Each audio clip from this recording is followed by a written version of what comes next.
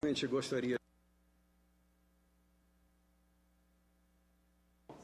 de estar aqui e poder debater com todos. Gostaria também de cumprimentar aqui os colegas que aí hoje nos trazem diversas informações. É um desafio, nós vimos aí vários aspectos relacionados e demais presentes. Bom, inicialmente, gostaria de só ressaltar que a CNA, seus associados que compõem a CNA são basicamente de agricultores, melhor dizendo, como nós chamamos, empreendedores familiares e médios proprietários de terra. E gostaria também, neste mesmo contexto, de colocar o seguinte: o conceito americano de agricultor, empreendedor familiar, é aquele que é uma família, uma terra e pronto, a família é gestora desse empreendimento. Então, é um conceito muito mais amplo do que o conceito brasileiro. E, lembrando disso, as chamadas empresas que foram citadas aqui, pelo Censo Agropecuário de 2006, compõem-se aí empresas cooperativas organizadas nessa estrutura empresarial, são 4%. Dos estabelecimentos agropecuários. Então, eu teria 96%, então, que são pessoas físicas que têm uma terra, geram seus próprios empreendimentos. Então, é nesse contexto que eu coloco a nossa ideia aqui, vou repassar algumas coisas. Eu trouxe uma parte desse todo maior que já foi parcialmente comentado aqui. Seguinte, desculpe. Para discutir, eu organizei a minha apresentação. Vocês vão ver que existem algumas coincidências com os meus colegas que falaram anteriormente. Eu vou abordar rapidamente o Plano Nacional de Reforma Agrária, a questão da outra política pública, que é o PRONAF, a disponibilização de créditos, a política de garantia de preço para a agricultura, PGPAF, a Política Nacional de Assistência e Extensão Rural, aí com a Constituição da ANATER, e a regularização fundiária, um exemplo do programa Terra Legal. Primeiro, em relação à reforma agrária, nós temos aí o nosso ordenamento, já são 88 milhões de hectares disponibilizados para o segmento dos assentados, que são agricultores provenientes, então, da reforma agrária, e aí eu tenho a Constituição, a Lei 8.629 e o Estatuto da Terra. Com isso, o que eu coloco? Que nós temos aí o arcabouço da segurança jurídica, definido aí tanto para quem o direito ao acesso à terra, à propriedade, como o direito de propriedade, e a tão almejada paz social. Então, esse é o escopo que nós colocamos a questão da reforma agrária. Como é que é o procedimento de obtenção de terra? O governo tem, em linhas gerais, 3 instrumentos, 3 mecanismos principais para fazer a reforma agrária. Pode desapropriar, ele pode comprar, tem lá um decreto que permite isso, aquela propriedade que é produtiva, qualificada como produtiva, e pode destinar terras públicas.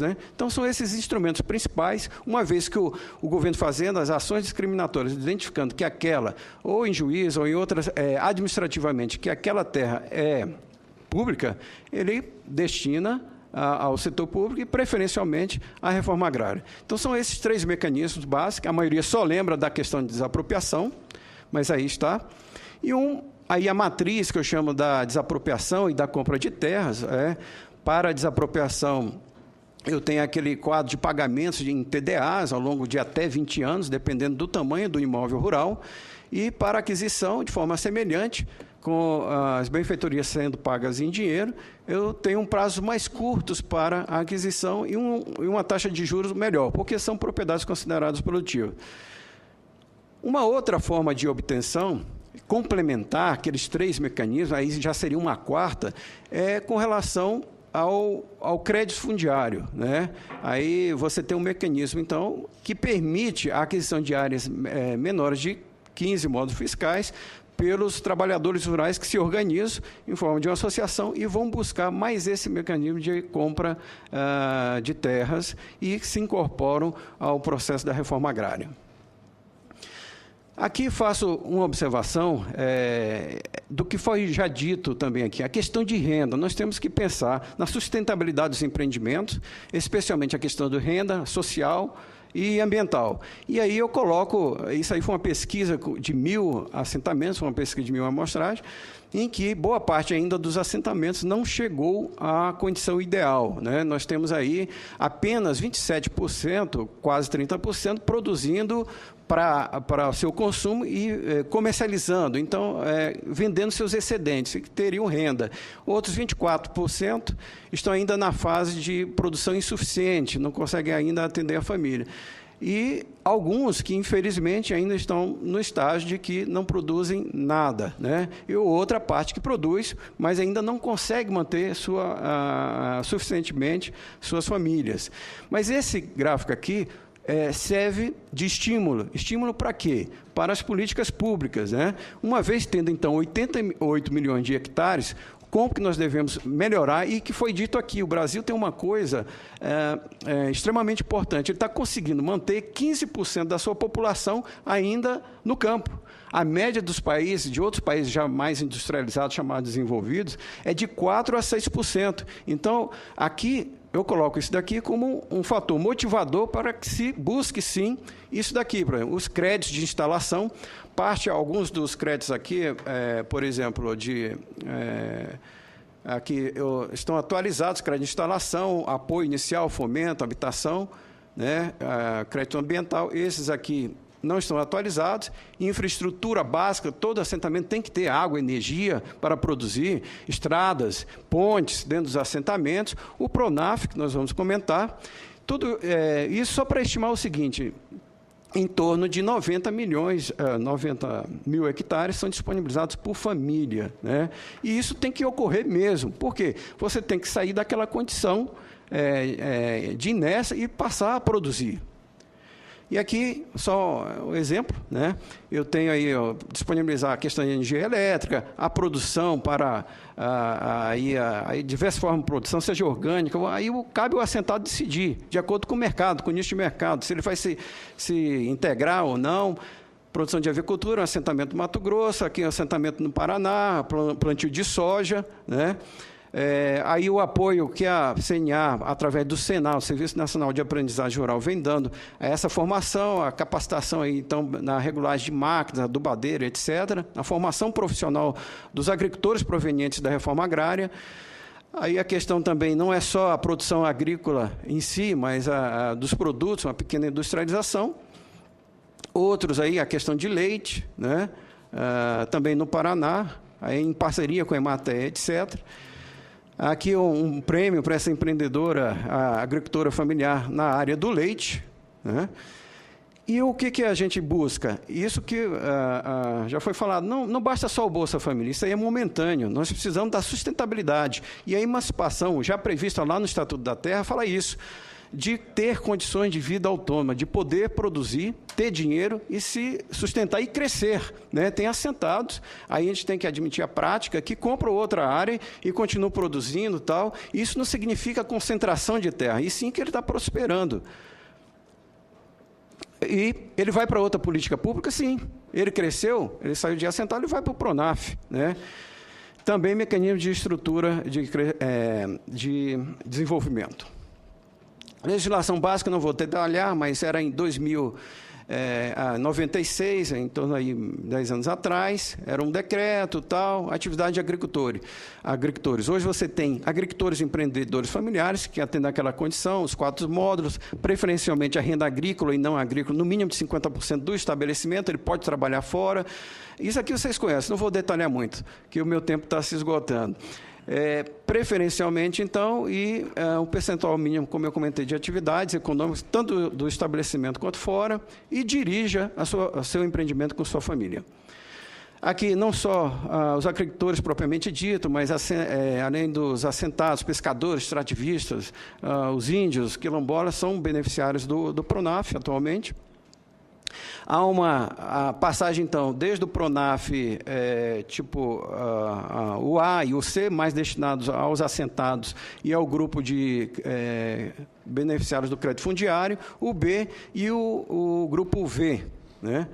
Um detalhamento, eu vou passar, isso aí vocês conhecem bem, a questão do grupo A, AC, o grupo B, né, com renda bruta familiar até 20 mil, e o V, que são agricultores com renda agora, mudou para 360 mil, né, e podendo contratar o número de famílias menos um trabalhador, né? Essa é a regra nova, e agora 50% no mínimo tem que ser proveniente do estabelecimento, da produção do estabelecimento. Aqui, rapidamente, uma ideia dos pronafianos. A produção, aqueles enquadrados no Pronaf, no total participam com 20% do valor bruto da produção da agropecuária atualmente, e os não enquadrados no Pronaf, que são 32%, produzem em torno de 80%. E são dados da FGV, fundamentados no Censo Agropecuário de 2006, do IBGE. Aqui já foi comentada a questão do feijão, vou destacar aqui a mandioca, né, boa parte aí vem dos não pronafianos, a maioria. A questão do fumo, eu não sei se está aqui o feijão, não, acho que o feijão não. E hortaliças, né, também a grande participação da horticultura, né, geral, para os não pronafianos. Essa é só uma ideia dos enquadráveis e não enquadráveis, como é que está a questão dessa política pública. Então, todos esses itens podem ser melhorados efetivamente. Conquistas recentes, que nós chamamos. Alteração do valor, né, a renda bruta agora é R$360 mil, é possível, principalmente no Grupo V, e outras alterações foi o aumento do número de contratados, seja um número a menos. Se a família tiver 4 ou 5 pessoas, podem contratar até, no caso, se ela tiver 5, 4. Se tiver 4, 3 pessoas. E aumenta dos níveis, dos limites de crédito. Aí a visão do Pronaf, então, é uma verdadeira espécie de cadeia de, não só a parte da legislação, mas todo um sistema produtivo, um sistema social e um sistema legal. Aqui o Plano Safra 2013-2014, as alterações mais recentes, aqui no âmbito dessa safra, uma alteração nos percentuais, né, de volumes, de até 30%, aqui de 30% até passou para 100%, e a queda da taxa de juros de 3,5%.